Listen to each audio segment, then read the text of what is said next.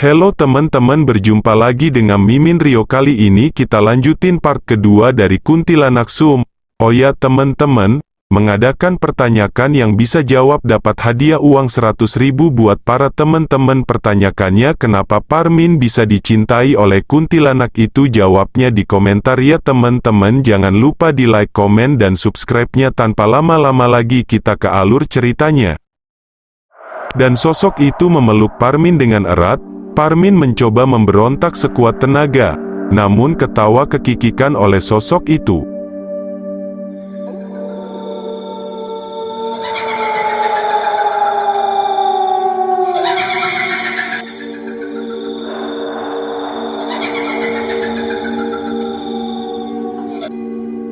Sampai akhirnya Parmin bisa berteriak sekuat tenaga dan sosok itu bisa hilang begitu saja. Tak selang berapa lama Parmin pun, ibu yang nampaknya mendengar teriakan Parmin, datang menghampiri ke kamar. Malam menunjukkan sekira pukul 2 dini hari. Apa tuh, Min? Ada apa toh, Min? Kata ibunya seraya mendekat ke Parmin yang masih di atas ranjang dengan keringat yang bercucuran. Ono demit, Ma. Ono demit. Ada demit, Mak? Ada demit, kata Parmin sambil menangis, dan terbatas sang ibu pun mencoba menenangkan Parmin untuk pindah ke kamar ibu.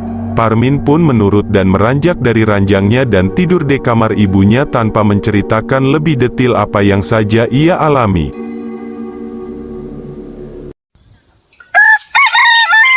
Singkat cerita, esok hari pun tiba. Parmin terbangun dengan lesu. Ia berjalan pelan dan duduk di ruang tamu melamun memikirkan kejadian semalam. Di pagi yang dingin itu, refleks spontan Parmin menyilangkan tangannya, kedua tangannya, untuk meminimalisir rasa dingin di pagi itu. Namun ketika tangan menyentuh lengan, Parmin merasakan sakit di kedua lengannya. Parmin pun memeriksa dan anehnya terdapat luka lebam yang membiru di kedua sisi lengannya. Tak sengaja ia ngusap mukanya dan merasakan sakit yang sama. Segera Parmin bercermin dan terdapat luka kecil yang berada di pelipisnya yang sama dengan lengannya. Aneh sekali, tiba-tiba muncul begitu saja tanpa sebab. Parmin mencoba tidak memperdulikan itu. Bergegas ia menuju ke dapur dan duduk di depan pawon atau tungku perapian. Terlihat ibunya juga yang tengah memasak sembari menghilangkan dingin di tubuhnya. Parmin pun melamun menatap api yang membara di tungku itu. Tak selang berapa lama melamun Parmin pun dipotong oleh perkataan ibunya. Makanya kalau dibilangin ibu itu nurut, pasti kamu diikutin demit, kata sang ibu memecah lamunan si Parmin. Semalam ibu lihat anak perempuan di atas lemari, pasti itu yang ikut, kata ibu menjelaskan. Jadi ternyata sang ibu mempunyai kelebihan untuk mudah melihat makhluk halus. Parmin dari dulu sebenarnya sudah mengetahui perihal kemampuan ibunya ini, tapi karena ia tidak mempunyai bukti dan hanya sebatas omongan orang sekitar kalau ibunya ini saringan memedi, Parmin pun tak memperdulikannya. Sampai akhirnya kejadian semalamlah yang membuat Parmin menjadi percaya. Karena itu juga pengalaman pertamanya. Hantunya masih ikut gak, Mak? Kata Parmin seraya mendekat ke ibunya. Sang ibu menatap Parmin dengan serius dan seperti melihat sesuatu di wajah Parmin. Ibunya langsung bertanya kepada Parmin. Hantu menampakkan diri sebelah mana? Kata ibunya. Di sampingku, Mak. Di atas ranjang, jawab Parmin dengan rautnya agak panik. Sang ibu pun langsung menyeret Parmin ke kamarnya dan beliau memeriksa sprei di ranjang Parmin. Dan apa yang ibu temukan sungguh ganjal. Karena beliau menemukan sehelai panjang rambut uban di atas kasur Parmin. Dan tak lama kemudian sang ibu langsung muntah-muntah. Entah apa yang sang ibu rasakan. Parmin terlihat memegangi ibunya dengan raut kebingungan. Sana panggilkan Pak Semo. Gak beres ini, kata ibu menyuruh Parmin untuk memanggil paman yang kebetulan masih tinggal dalam satu dusun. Parmin pun bergegas ke rumah Paman Semo dan menyuruhnya datang ke rumah. Terlihat kini Paman Semo dan Parmin berjalan beriringan dengan Parmin yang berada beberapa langkah di depan. Namun tak selang beberapa lama, Paman Semo seperti berlari dan memegang pundak Parmin. Tampaknya Paman Semo tahu akan sesuatu, dan sampailah mereka di rumah. bertemulah Paman Semo dengan sang ibu. Ini kayaknya Parmin diikuti. Ini saya temuin rambut di atas kasurnya, kata ibu Parmin sambil memperlihatkan temuan rambut itu. Iya mbak, aku sudah tahu. Lah inilah Denitnya dari tadi gandeng Parmin terus. Kata Pak Semo sembari menengok Parmin. Parmin pun bergeser dari tempat berdirinya semula seraya mengelus lengannya. Ia tentu sangat ketakutan. Mesti Parmin tidak bisa melihat sosok yang menggandeng tangannya itu yang jelas itu Parmin hanya bisa merasakan berat dan pegal pada sisi lengan kanannya. Sedikit informasi, Paman Semo ini adalah adik kandung dari ibu Parmin dan beliau juga mempunyai kemampuan seperti ibunya Parmin. Namun bisa dikatakan kemampuan ini benar-benar diasah jadi Paman Semo terlihat lebih menguasai. Singkat cerita, hari ini semua aktivitas sehari-hari yang biasanya dilakukan Parmin dan ibunya benar-benar ditunda, dan fokus untuk mengatasi Parmin. Entah kenapa sang ibu sangat khawatir dengan Parmin, dan beliau punya firasat kalau sesuatu ini akan berkepanjangan. Pak Semo terlihat ke belakang rumah untuk ngambil wudhu dan setelah itu mendudukkan Parmin di ruang tengah. Di sini Parmin mulai berlagat aneh, matanya melirik ke sana kemari dan sekali-kali terlihat senyum. Sang paman pun mengajak bersalaman sambil mengucapkan doa-doa dan tak selang berapa lama tubuh Parmin pun menggelincang dan mengeluarkan ketawa yang mengkikik.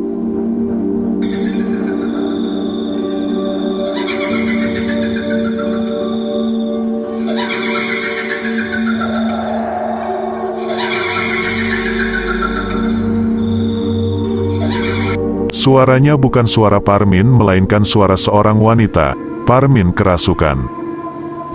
Ojo ngeme-ngeme aku. Jangan pegang-pegang aku, kata sosok yang merasuki tubuh Parmin yang seraya menghibaskan tangannya yang tadi bersalaman dengan Paman Semo. Sosok itu pun kembali ketawa dengan kedua tangannya berada di dada dengan pose yang agak aneh dan seram.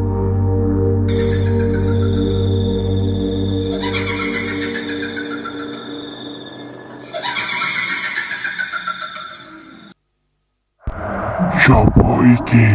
Sekondi. Ana apa rene? Mluto. Siapa ini? Dari mana? Ada apa kesini? Keluarlah, kata Pak Semo kepada sosok yang merasuki Parmin. Siapa aku? Aku Sumira. Aku Sumira.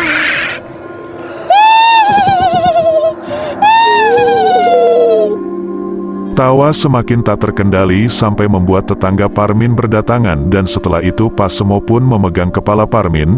Ia membacakan doa-doa. Parmin pun terkulai tak sadarkan diri dan digotonglah Parmin masuk menuju ke kamarnya sementara para tetangga makin riuh menanyakan apa yang terjadi di sini. Sang ibu agak lega setelah beberapa saat kemudian Parmin terlihat sudah siuman walaupun belum terkuak apakah makhluk itu benar-benar pergi atau hanya keluar saja dari raga Parmin.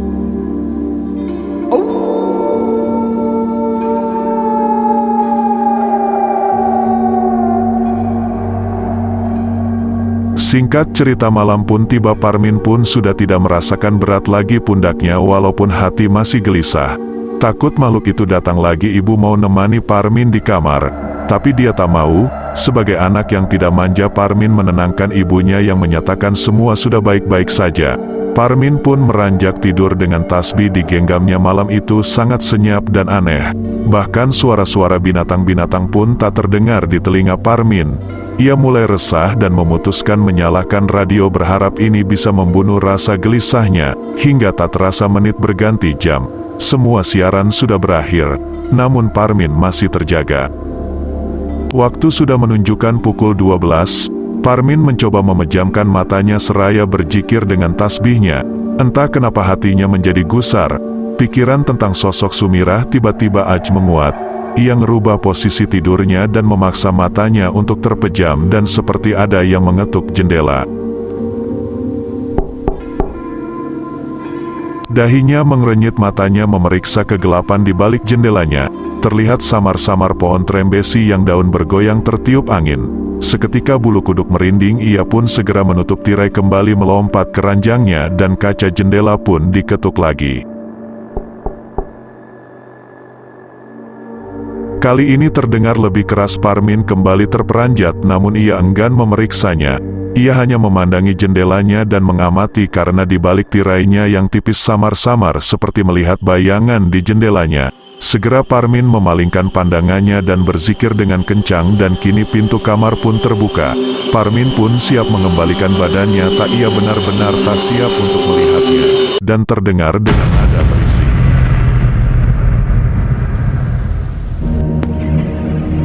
Mas, iki aku Sumira.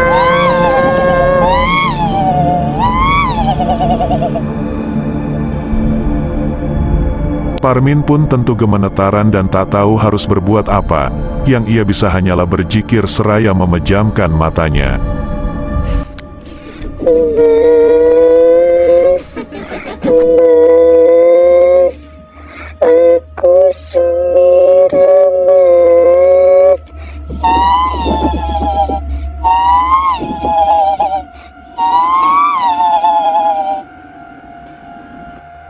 Sosok itu berkata lagi, dan entah dorongan dari mana Parmin rasanya ingin mengembalikan badan yang sosok yang ada di belakang itu. Sampai akhirnya, seiring suara yang terus memanggilnya itu, Parmin terintimidasi jengkel dan mengembalikan badan tanpa aba-aba, seraya berkata, Allahu Akbar. dan Parmin tidak melihat apa-apa di situ. Namun di situ anehnya pintunya benar-benar terbuka, berarti benar tadi ada orang yang membuka dan masuk ke kamarnya. Parmin pun sedikit kesal dengan gangguan ini dan berkata, kalau mau muncul, muncul sekalian. Dengan jengkel menantang sosok yang mengganggunya itu. Dia pun kembali rebahan dengan rasa takut yang sebenarnya ia sembunyikan, dan pintu kamar pun perlahan tertutup lagi dengan sendirinya diiringi angin kencang yang menerpa tubuh Parmin. Ia meringkuk di ranjang dan bersembunyi di balik selimutnya. Dan kejadian malam kemarin pun terulang kembali dengan lebih nyata. Mas, aku nangkini, Mas. Mas, aku di sini, Mas. Suara itu muncul lagi dan berlanjut dengan selimut Parmin terbuka dengan sendirinya. Mata Parmin terbelalak tak siap melihat sosok Sumirah yang kini berdiri tersenyum di depannya. Lampu yang remang membuat wajah sosok itu tak jelas. Terlihat hanyalah baju rusuh dengan tangan yang menengadah ke depan seakan ingin memeluk Parmin. Ampun, ojo. Seraya memundurkan posisinya, ia kembali menarik selimutnya. Parmin menangis dan berdoa, mesti nyatanya kini sosok Sumirah mendekat meraba-rabanya dari balik selimut. Terlihat bayangan wajah dan tangannya yang membuat Parmin mati ketakutan. Mas, ayo minum aku, Mas. Mas, ayo Mas, ikut dengan aku, kata sosok itu dengan nada berisik dan diakhiri dengan ketawa yang mengkikik. Parmin pun membuka selimut sambil berkata, Tolong, jangan ganggu aku. Jangan ganggu aku, kata Parmin seraya membuka mata dengan perlahan. Dan sosok itu pun lenyap. Parmin pun segera beranjak dari tempat tidur dan berlari menuju tempat tidur ibunya. Namun belum sampai kamar ibu, langkah kembali berhenti karena ada sosok yang tengah berdiri di atas meja ruang tengahnya. Kali ini wajahnya terlihat lebih jelas. Sosok itu ketawa, mengkikik, seraya berkata, Assalamualaikum, Mas Parmin.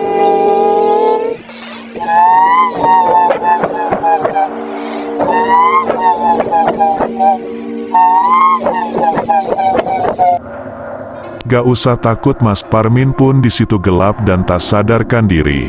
Sampai ia terbangun keesokan harinya di tempat yang sama. Sang ibu keheranan mengapa Parmin tidur di lantai seperti itu. Tubuhnya panas, seperti ia mengalami demam. Parmin terlihat diam tak menjawab pertanyaan dari ibunya hingga ia dibawa ke kamarnya lagi. Ibunya khawatir dan memanggil adiknya kembali, yaitu Pak Semo. Setelah sang paman datang dan melihat keadaan Parmin, Beliau pun berujar bahwa ini tidak baik-baik saja. Makhluk itu benar-benar belum pergi. Sang paman segera menyarankan kakaknya yaitu Ibu Parmin untuk memanggil Pak Kaum, sebutan untuk tokoh yang sering memimpin acara keagamaan di desa tersebut. Selain menjadi tokoh agama, beliau juga dikenal sebagai orang pintar yang terkenal di daerah ini. Singkat cerita, datanglah Pak Kaum di rumah Parmin. Terlihat Parmin yang terbaring di atas ranjangnya. Pak Kaun mendekat ke ranjang Parmin dan beliau pun memegang jempol Parmin, kaki Parmin sambil membaca doa. Seketika mata Parmin terbuka, tubuhnya menggelincang memberontak seperti kesakitan. Ajar kabeh. Kau sah melu-melu urusanku. Bocah iki bojoku. Kurang ajar semua ya, gak usah campurin urusanku, anak ini suamiku, kata Parmin seperti kembali kerasukan. Siapa sing nang mrogo iki? Tulung muluto. Alamu ora nang kene. Siapa yang berada di dalam raga ini? Tolong keluarlah, alammu bukan di sini, kata Pak Kaum yang memegangin jempol kaki Parmin. Ora iso. Raga iki duweku.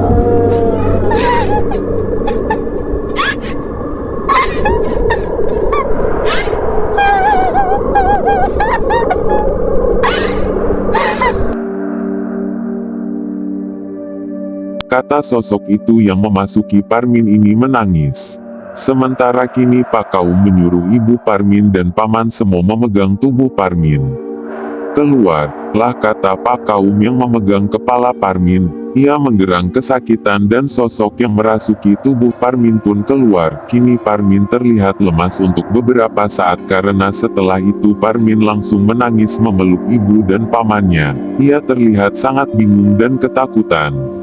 Sebelum kita tahu penyebab dan dari mana asalnya lelembut itu tidak akan benar-benar bisa diusir, kata Pak Kaum.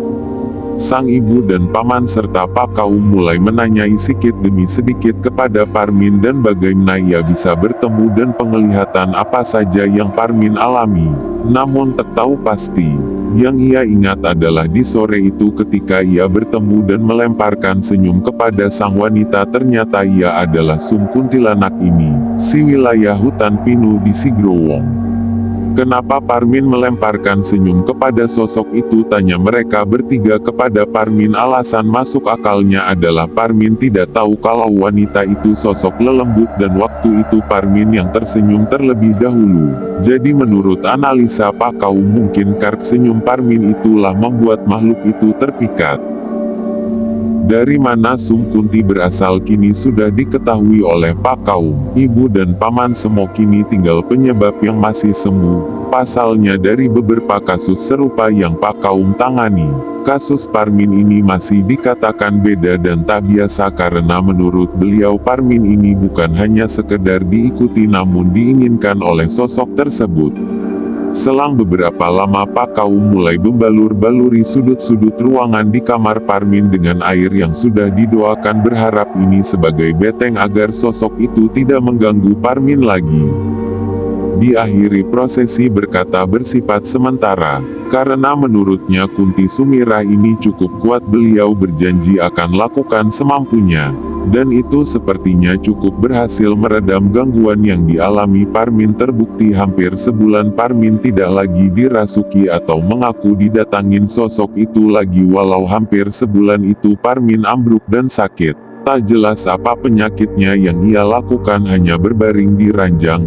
Ia kini terlihat kurus dan tak banyak bicara, mesti beberapa hari sekali Pak Kaum juga menjenguknya. Sang itu terlihat pasrah, usahanya juga kacau dalam sebulan ini, sampai akhirnya pun bicara kepada ibunya. Kata-katanya membuat ibunya menangis.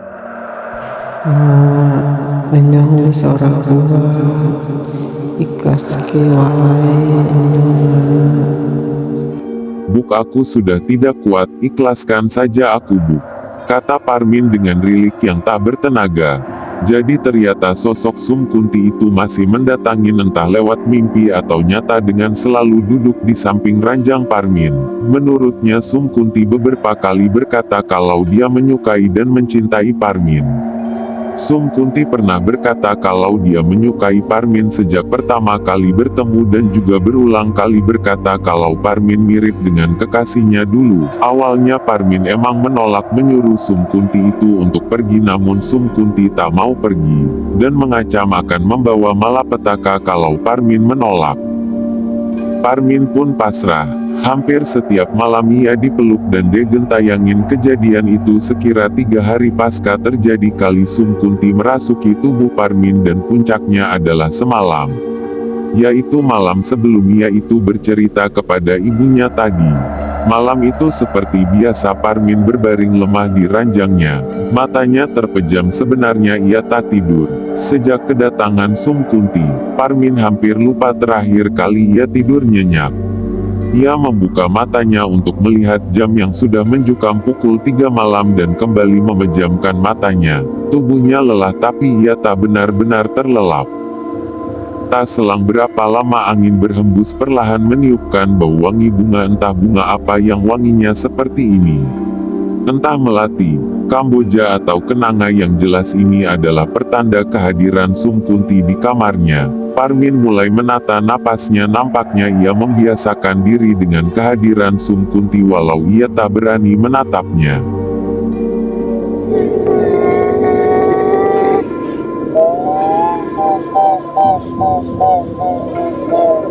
Sapan khas dari Sum Kunti.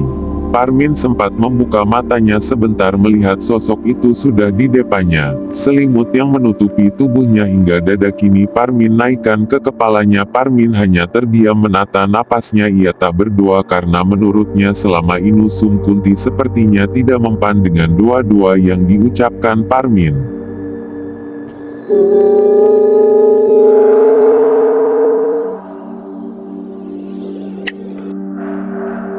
Kata Sum Kunti seraya membuka selimut Parmin dengan perlahan. Parmin terdiam dan tetap menutup matanya. Ia pun mulai digerayangi dan dipeluk dari sisi samping. Inilah yang biasa dilakukan Sum Kunti setiap malamnya. Sampai akhirnya untuk pertama kalinya Sum Kunti mulai naik dan duduk di atas tubuh Parmin. Ia tak bisa bergerak. Dada Parmin mulai digerayangi. Sum Kunti mulai mendekati wajahnya ke wajah Parmin, mesti matanya terpejam. Parmin mengaku tetap melihat Sum Kunti dalam pikirannya. Sosok itu pun mulai perlahan menggoyang-goyangkan tubuhnya yang masih menindih Parmin sambil ketawa lirih dan memanggil-panggil Parmin dengan sebutan Mas, Mas.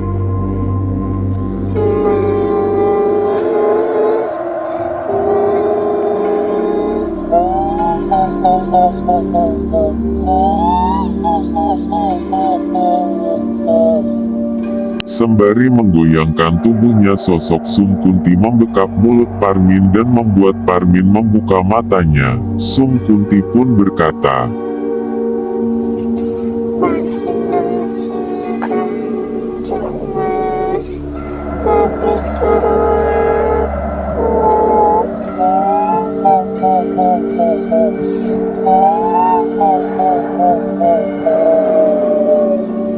"Pulang ke si Growong, ayo Mas nikah sama aku," kata Sum Kunti sambil mengkiki. Parmin mulai sulit bernapas, ini mulai berontak, mengerak-gerakan kepala tubuhnya. Mesti awalnya sangat sulit, namun akhirnya Parmin berhasil menghentakkan tubuhnya hingga sosok Sum Kunti pun menghilang. Posisi Parmin setengah duduk, kali ini keringat bercucuran. Rasa takut Kai ini benar-benar memuncak dan tak tergambarkan. Entah apa alasan Sum Kunti berkata seperti itu sambil membekap mulutnya. Yang jelas saat itu Sum Kunti ingin membunuhnya. Ia meraih tasbih yang sempat terjatuh di dekat kolong tempat tidurnya, dan berzikir dengan sekujur tubuh gemetaran. Parmin benar-benar tak tidur atau sekedar memejamkan matanya. Ia terus berzikir sembari menangis. Bisa gila aku kalau gini terus, kata Parmin dalam hati. Parmin pun terjaga hingga keesokan harinya ia bercerita semua ini. Ibu mendengar cerita ini tentu menangis dan meminta Parmin tidak menyerah. Parmin adalah satu-satunya harta bagi ibunya dan akhirnya Pak Kaum dan Paman Semo pun dipanggil. Sesampainya di sana sang ibu mulai menceritakan cerita Parmin tadi. Paman Semo dan Pak Kaum kaget keheranan. "Gak main-main ini," kata Pak Kaum dan sang paman. Jadi asumsi Pak Kaum tempo hari memang tidak meleset bahwa Parmin bukan hanya diikuti tapi diinginkan. Akan beda cerita kalau malam itu Parmin tidak memberontak dan mengiyakan ajakan Sum Kunti. Menurut Paman Semo dan Pak Kaum, ajakan Sum Kunti akan berimbas dua hal bila itu terjadi. 1. Jiwa Parmin akan dibawa alam lain dan Parmin berubah menjadi gila.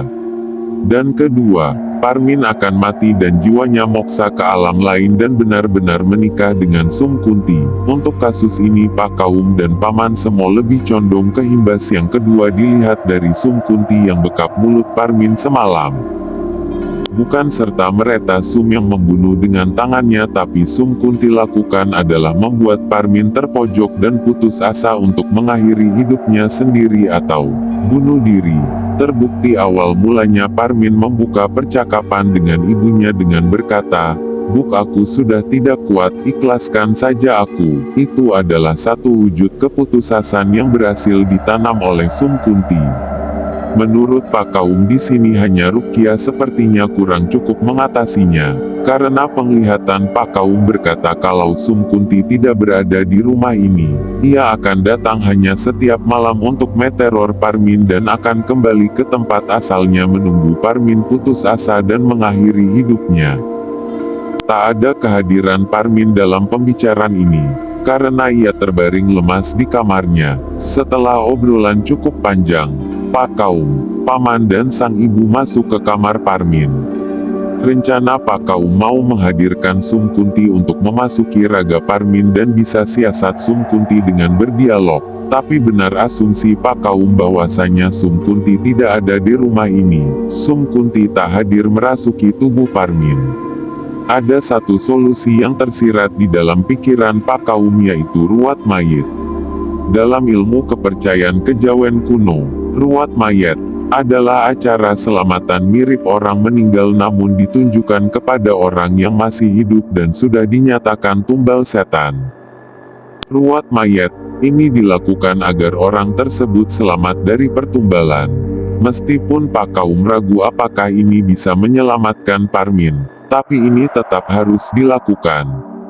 Singkat cerita, diadakan ruat mayit itu sehari kemudian. Ritual itu dilakukan selama 7 hari berturut-turut, berharap Sum Kunti bisa tertipu dengan ritual ini dan alhamdulillah, ini berhasil. Setelah ritual itu beransur-ansur Parmin mulai membaik, tubuhnya sempat menjadi kurus, mulai berisi seperti waktu dulu sebelum Parmin bertemu Sum Kunti. Parmin pun mulai bekerja membantu ibunya lagi. Walau itu tetap menyiksakan titik trauma, selama bertahun-tahun Parmin tak berani melewati jalan itu lagi. Jalan di mana ia pertama kali bertemu kuntilanak Sum itu. Hingga cerita ini ditulis, Parmin masih sehat dan bahagia dengan anak dan istrinya. Begitu juga dengan ibunya. Semoga beliau selalu diiringi keberkahan dalam hidupnya. Sekian cerita kuntilanak Sum ini, semoga ada pelajaran dan hikmah yang kita dapat. Jangan lupa like, komen dan subscribe-nya supaya ada video-video baru dari kita. Salam cerita horor dan alur film.